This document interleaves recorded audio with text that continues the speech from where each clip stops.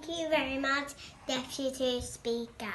And I rise to oppose the motion put forward by the Leader of the Opposition. And in so doing, I say to the Leader of the Opposition, I will not be lectured about sexism and misogyny by this man.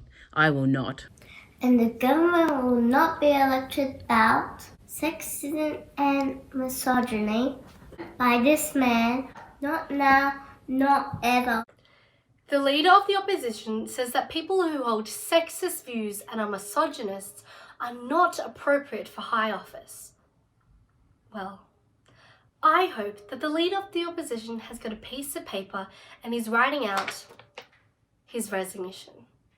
Let's go through the opposition leader's repulsive double standards.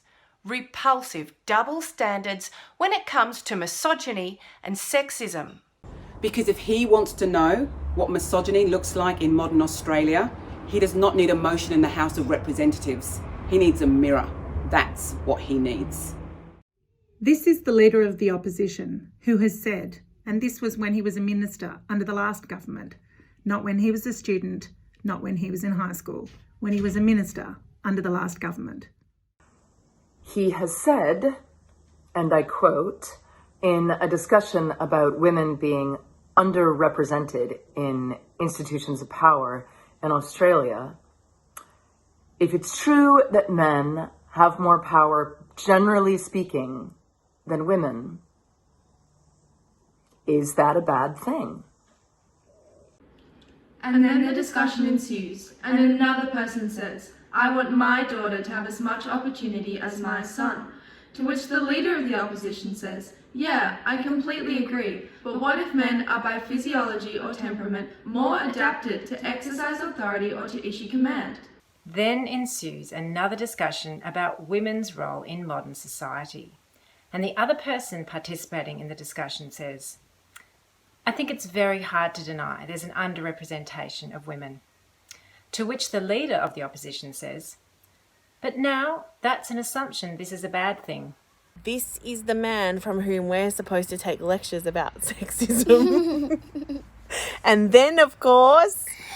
You should check the record. It goes on. I was very offended personally when the Leader of the Opposition, as Minister of Health, said, and I quote, abortion is the easy way out. I was very personally offended by those comments. You said that in March 2004. I suggest you check your records.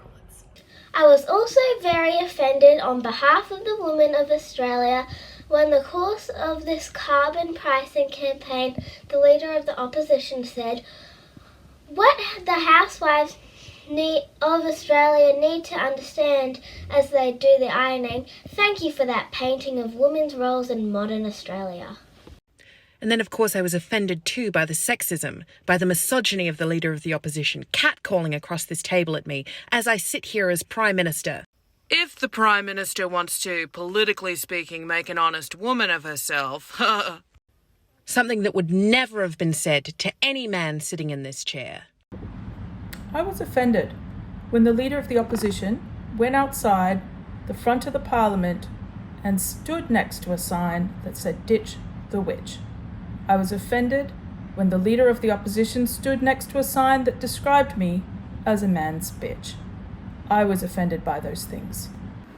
Misogyny, sexism, every day from this Leader of the Opposition. Every day, in every way.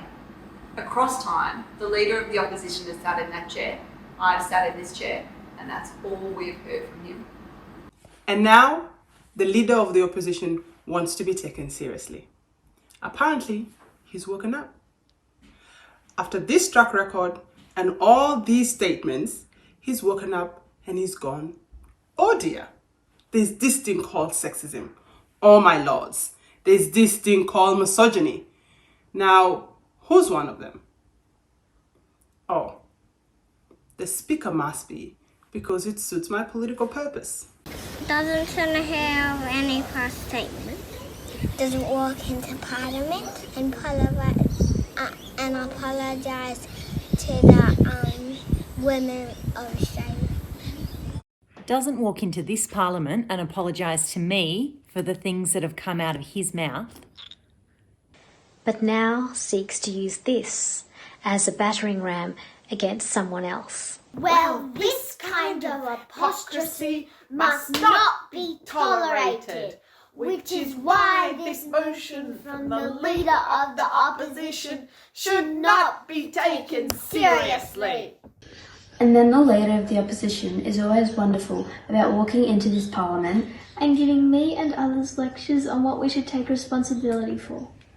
The leader of the opposition comes into this place and says, and I quote, "Every day the Prime Minister stands in this Parliament to defend this Speaker will be another day of shame for a government which should have already died of shame."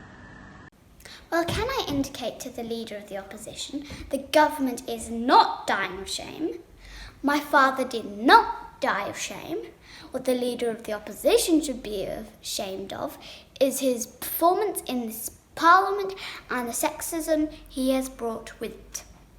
Good sense, common sense, proper process is what should rule this Parliament. That's what I believe is the path forward for this Parliament, not the kinds of double standards and political game playing imposed by the Leader of the Opposition, who is now looking at his phone because apparently a woman has spoken for too long. I've had him yell at me to shh in the past, but I'll take the remaining seconds of my speaking time to say to the Leader of the Opposition, I think the best course for him would be to reflect on the standards he has exhibited in public life, on the responsibility he should take for his public statements. On that basis, because of the Leader of the Opposition's motivations, this Parliament is to reject the motion. Reject this motion. We should reject this motion. And the Leader of the Opposition should think seriously about the role of women in public life and Australian society. Because we are entitled to a better standard than this.